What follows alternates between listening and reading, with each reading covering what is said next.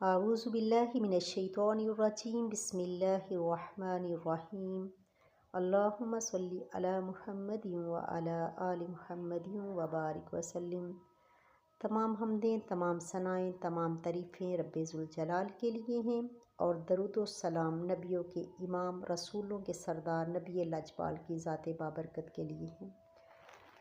میری طرف سے ایمان رائزنگ آفیشیل کے جتنے بھی ناظرین و سامعین ہیں ان کو میری طرف سے السلام علیکم ورحمۃ اللہ وبرکاتہ۔ آج نئی ویڈیو کے ساتھ آپ کی خدمت میں حاضر ہوئی ہوں۔ آج کی جو دعائیں ہیں، آج کے جو وظائف ہیں وہ بڑے ہی اہمیت کے حامل ہیں، ان کے بڑے فوائد ہیں اس دنیا میں بھی اور آخرت میں بھی۔ اکثر ہم وظائف بتاتے ہیں جو رزق کے حوالے سے ہوتے ہیں، بیماری کے حوالے سے ہوتے ہیں، غربت کے حوالے سے ہوتے ہیں، کاروبار کے حوالے سے ہوتے ہیں، بندش کے حوالے سے ہوتے ہیں، جادو جنات کے حوالے سے ہوتے ہیں، لیکن جو آج وظیفہ بتایا جائے گا وہ اس کا اتنا فائدہ ہے کہ اس دنیا میں بھی اور آخرت میں تو جتنا اس کا اجر ملے گا آپ کی سوچ بھی وہاں تک نہیں پہنچے گی۔ پڑھنا تھوڑا ہے لیکن اس کا فائدہ زیادہ ہے۔ لیکن آج کی جو دعائیں ہیں یا جو الفاظ آج میں بتانے جا رہی ہوں ان کے بتانے سے پہلے مجھے میری ویڈیو پہ مجھے کمنٹس آیا، کسی میرے بھائی نے یا بہن نے کمنٹس کیا تھا کہ وظائف کی جو اجازت ہے وہ ضروری ہوتا ہے۔ ہاں جی، اجازت ضروری ہوتی ہے، لیکن دیکھیے ایک ہوتے ہیں قرآن کے الفاظ۔ قرآن سب کے لیے ہے، سب مسلمانوں کے لیے ہے، جتنے بھی کلمہ پڑھنے والے ہیں سب انسانوں کے لیے قرآن پاک کو پڑھنا سمجھنا فرض ہے۔ وہ سبھی کے لیے یکساں ہے، اجازت لینے کی ضرورت نہیں۔ دوسرے نمبر پر جو احادیث میں پیارے نبی صلی اللہ علیہ وآلہ وسلم کے فرامین ہیں وہ بتائی گئی، جو آپ صلی اللہ علیہ وسلم نے دعائیں بتائی ہیں ان کی اجازت لینا کوئی ضروری نہیں، کیونکہ جو بات معلم کائنات نے بتا دی، نبیوں کے امام نے بتا دی، رسولوں کے سردار نے بتا دی، اس کے بعد پھر کسی بابا جی سے، کسی پیر سے، کسی علماء کرام سے اجازت لینے کی ضرورت نہیں ہوتی، کیونکہ جو نبی لاجپال سے بڑھ کر کوئی پیر نہیں، کوئی فقیر نہیں، کوئی ولی نہیں، وہ سب سے بڑھ کر اگر اللہ کے بعد شان ہے تو وہ ہمارے پیارے نبی صلی اللہ علیہ وآلہ وسلم کی ہے۔ اس وجہ سے جس بھی میرے اسلامی بھائی نے یا بہن نے مجھے میسیج کیا تھا، میں اس کے میسیج کا بھی جواب وہاں نہیں دیا بلکہ میں اپنی ویڈیو میں جواب دے رہی ہوں۔ اگر وہ میرے اس ویڈیو کو سن رہے ہیں تو وہ اس بات کو سمجھ لیجئے کہ اگر کوئی قرآن کے الفاظ ہیں ان کی اجازت نہیں ہوتی، اور اگر جو حدیث کی بتائی گئی، آپ صلی اللہ علیہ وسلم کی بتائی گئی بات ہے وہ دعا کی یا وظیفے کی اجازت نہیں لینی پڑتی، کیونکہ وہ ہمارے پیارے نبی نے سارے امتیوں کے لیے وہ گفٹ دیا ہوتا ہے، اس وجہ سے اجازت لینا اس کی ضروری نہیں۔ باقی جو آج کی ویڈیو ہے وہ بہت ہی فائدے والی ہے کہ نماز فجر کے بعد صرف کرنا کیا ہے، 3 کلمات پڑھ لینے ہیں، اور ان 3 کلمات کو پڑھنے کا اتنا آپ کو ثواب ہوگا کہ آپ سوچ بھی نہیں سکتے کہ ان کے کتنے فوائد ہیں، ان کا کتنا فائدہ ہے۔ اگر آپ نے اس فوائد کو حاصل کرنا ہے جو ہمیں آخرت میں ملیں گے تو پھر اس ویڈیو کو بغیر سکپ کیے ہوئے اچھی طرح سنیے گا، سمجھیے گا اور اس پر عمل کریے گا۔ اس سے پہلے آپ سب سے ریکویسٹ ہے کہ اگر آپ نے ہمارے چینل ایمان رائزنگ آفیشیل کو ابھی تک سبسکرائب نہیں کیا تو اس کو سبسکرائب کر لیجئے، بیل آئکن کو پریس کیجئے، صدقہ جاریہ سمجھ کر اس کو لائک اور شیئر کیجئے۔ اب آتے ہیں کہ وہ 3 الفاظ کیا ہیں۔ سب سے پہلے نماز فجر پڑھنی ہے۔ نماز فجر کے بعد ذکر و اذکار کرنا۔ نماز فجر کے بعد رحمتوں اور برکتوں کا نزول ہو رہا ہوتا ہے، اللہ پاک کی خاص رحمتیں نازل ہوتی ہیں۔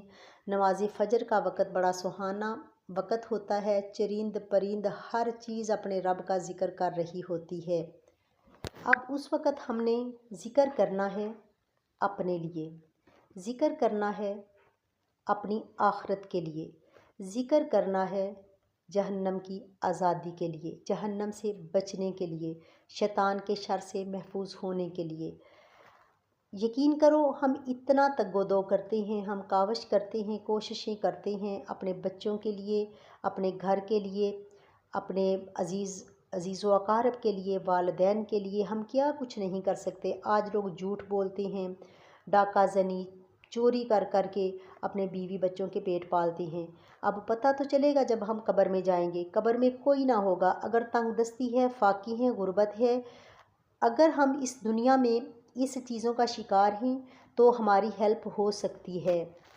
ہم اپنے عزیز و اقارب سے ہیلپ لے سکتے ہیں، ہم رشتہ داروں سے، ہم بہن بھائیوں سے، ہم والدین سے، ہم دوست احباب سے مدد لے سکتے ہیں۔ لیکن کبھی آپ نے سوچا کہ قبر میں جا کے ہم کس سے ہیلپ لیں گے؟ وہاں تو کوئی رشتہ دار نہیں ہوگا، وہاں کوئی والدین نہیں ہوگا، وہاں کوئی اولاد نہیں ہوگی، وہاں بہن بھائی نہیں ہوں گے، ہوگا تو کون ہوگا؟ ہم خود کی اکیلی جان ہوگی، ہم وہاں خود اکیلے ہوں گے۔ اس وجہ سے ہم نے اپنے لیے کرنا ہے جو ہمیں قبر میں جا کے جس کا فائدہ حاصل ہو، جو قیامت والے دن جس کا ہمیں اجر ملے۔ ہم نے اب وہ کام کرنا ہے، اپنی آخرت کو سنوارنے کے لیے کام کرنا ہے۔ تو ڈاکٹر مصطفیٰ محمود کی بہت ہی پیارا بیان تھا، میں وہ آپ کو بتانا چاہتی ہوں کہ انہوں نے اپنا ایک طریقہ بتایا ہے کہ آخرت میں ہمیں آخرت کا جو سامان ہے وہ ہمیں کس طرح اکٹھا کرنا ہے۔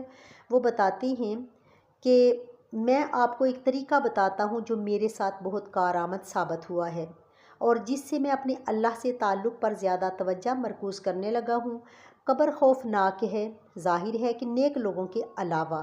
میں نے اس کے بارے میں سوچا اور اب میری عمر 54 سال ہے اور میں دنیا سے اس کی چیزوں سے تنگ آ چکا ہوں۔ کیا تم نے کبھی اس کا تصور کیا ہے؟ وہ بتاتے ہیں کہ دیکھو میں مر جاؤں گا اور میرے پاس ایک خالی بالکل تاریک قبر ہوگی۔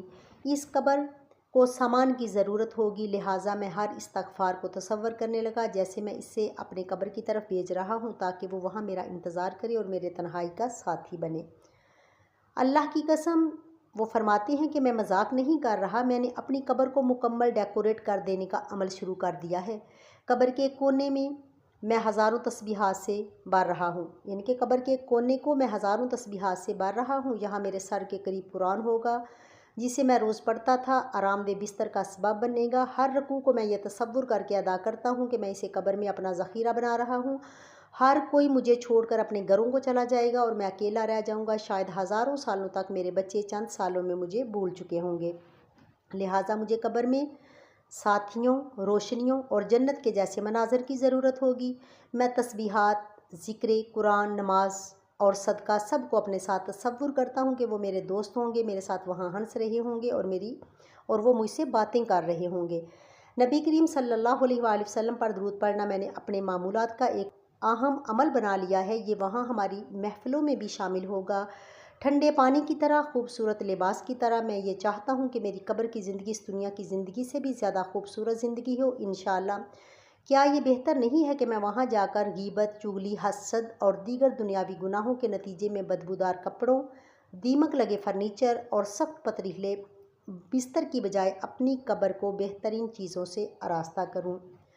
میں نے دنیا میں اپنا گھر بنانے کے لیے ساری زندگی جان توڑ محنت کی، لیکن یہ گھر تو میرے ورثاء کا ہو جائے گا۔ اصل میں تو میری ساری محنت اپنے لیے ہی نہیں، سارے فائدے تو اور لوگ اٹھائیں گے۔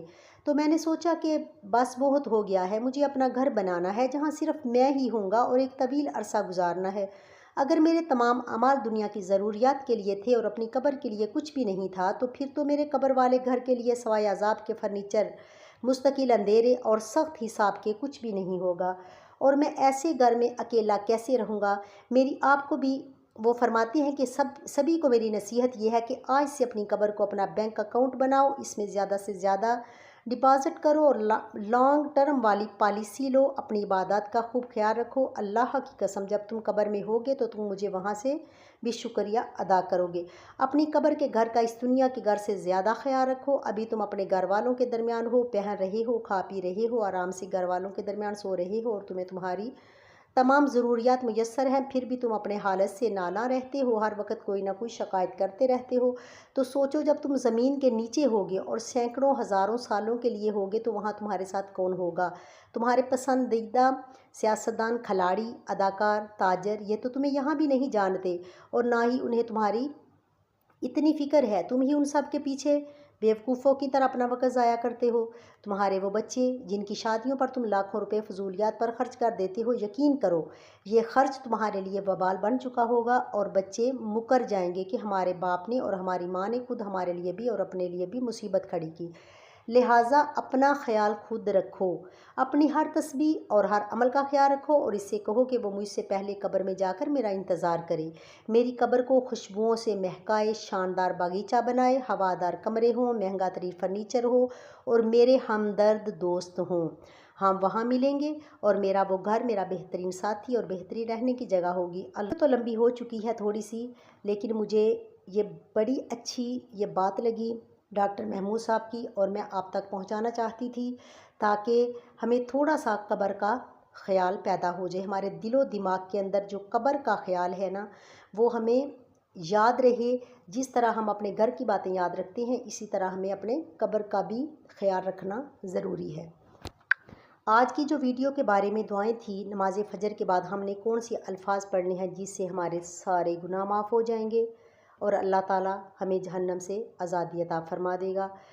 پیارے نبی صلی اللہ علیہ وآلہ وسلم نے فرمایا، اللہم اجرنی من النار، کہ یا اللہ مجھے جہنم کی آگ سے بچا۔ فجر کی نماز کے بعد اور مغرب کی نماز کے بعد 10 مرتبہ پڑھنے کی تاکید کی گئی ہے۔ اس دعا کے بارے میں نبی کریم صلی اللہ علیہ وآلہ وسلم نے فرمایا کہ جو شخص فجر کی نماز کے بعد 7 یا 10 مرتبہ یہ دعا پڑھے گا، اگر وہ اس دن فوت ہو جائے تو اللہ اسے جہنم کی آگ سے بچا لے گا، اور جو شخص مغرب کے بعد اسے پڑھے گا اگر وہ رات کو فوت ہو جائے تو اس سے بھی جہنم کی آگ سے محفوظ رکھا جائے گا۔ یہ حدیث اس بات کی طرف اشارہ کرتی ہے کہ اللہ تعالیٰ نے اپنے بندوں کے لیے کیسے آسان اور مختصر دعائیں فراہم کی ہیں تاکہ وہ جہنم کے عذاب سے بچ سکیں۔ اس دعا کو اخلاص کے ساتھ پڑھنا بندے کو اللہ کی رحمت اور مغفرت کے قریب لے جاتا ہے اور آخرت کی حقیقت یاد دلاتا ہے۔ یہ یاد رکھنا کہ یہ دعائیں صرف الفاظ تک محدود نہیں بلکہ ہمیں ان کی حقیقت پر ایمان رکھ کر اور دل کی سچائی کے ساتھ اللہ سے دعا کرنی چاہیے۔ اللہم اجرنی من النار صرف 10 مرتبہ پڑھنا ہے، صبح نماز فجر کے بعد اور مغرب کے بعد، اور آپ نے اس کے فوائد سنے کہ کیسے یہ دعا کی وجہ سے اللہ تعالی ہمیں دوزخ کی آگ سے بچا لے گا۔ اب دوسری جو دعا ہے، پیارے نبی صلی اللہ علیہ وآلہ وسلم فرماتے ہیں، حضرت ابو ذر سے روایت ہے کہ رسول اللہ صلی اللہ علیہ وسلم نے فرمایا، جو شخص صبح کے وقت فجر کی نماز کے بعد اور شام کے وقت مغرب کی نماز کے بعد یہ کلمات 10 مرتبہ کہے، لا الہ الا اللہ وحدہ لا شریک لہ لہ الملک ولہ الحمد وہو علی کل شیء قدیر، تو یہ اس کے لیے 4 غلام آزاد کرنے کے برابر ہوگا اور اس کے لیے 100 نیکیاں لکھی جائیں گی اور 100 گناہ مٹا دیے جائیں گے، اور اس دن شام تک وہ شیطان سے محفوظ رہے گا۔ یہ کلمات اللہ تعالیٰ کی وحدانیت، حمد اور قدرت کی تعریف ہیں اور انہیں پڑھنے کی بہت فضیلت ہے، خصوصاً صبح اور شام کے وقت۔ نماز فجر کے بعد پہلی دعا جو ہے اول آخر درود پاک کے ساتھ آپ نے پڑھنی ہے، اللہم اجرنی من النار، اور دوسری دعا جو ابھی میں نے بتائی کہ لا الہ الا اللہ وحدہ لا شریک لہ لہ الملک ولہ الحمد وہو علی کل شیء قدیر، 10 مرتبہ بھی پڑھ سکتے ہیں، اگر ٹائم ہے تو پھر آپ اس دعا کو 100 مرتبہ پڑھ لیں۔ اب جو تیسری دعا ہے، آقا کریم علیہ الصلوۃ والسلام نے فرمایا کہ جو شخص نماز فجر پڑھے اور نماز فجر پڑھنے کے بعد استغفر اللہ الذی لا الہ الا هو الحی القیوم واتوب الیہ، میں اللہ سے بخشش مانگتا ہوں یا مانگتی ہوں جس کے سوا کوئی معبود نہیں، جو زندہ اور ہمیشہ قائم رہنے والا ہے، اور میں اس کی طرف توبہ کرتا ہوں یا کرتی ہوں۔ حضرت معاذ بن جبل سے روایت ہے کہ فجر کے بعد پیارے نبی صلی اللہ علیہ وآلہ وسلم نے فرمایا کہ فجر کی نماز کے بعد 3 مرتبہ اور 3 مرتبہ نماز عصر کے بعد۔ اگر کوئی شخص اس دعا کو پڑھتا ہے استغفر اللہ الذی لا الہ الا هو الحی القیوم واتوب الیہ، جو شخص پڑھتا ہے اس کے تمام زندگی کے گناہ، جتنے بھی اس نے زندگی میں گناہ کیے تھے، اللہ تعالیٰ اس دعا کے وسیلے سے تمام گناہ معاف فرما دے گا، خواہ اس کے گناہ سمندر کی جاگ کے برابر ہی کیوں نہ ہوں۔ جتنے بھی گناہ ہوں گے، یہ دعا پڑھنے سے اللہ تعالیٰ تمام گناہوں کو معاف فرما دے گا۔ اتنے آسان عمل ہیں۔ نماز فجر کے بعد اللہم اجرنی من النار، اور پھر لا الہ الا اللہ وحدہ لا شریک لہ لہ الملک ولہ الحمد وہو علی کل شیء قدیر، اور پھر استغفر اللہ الذی لا الہ الا هو الحی القیوم واتوب الیہ۔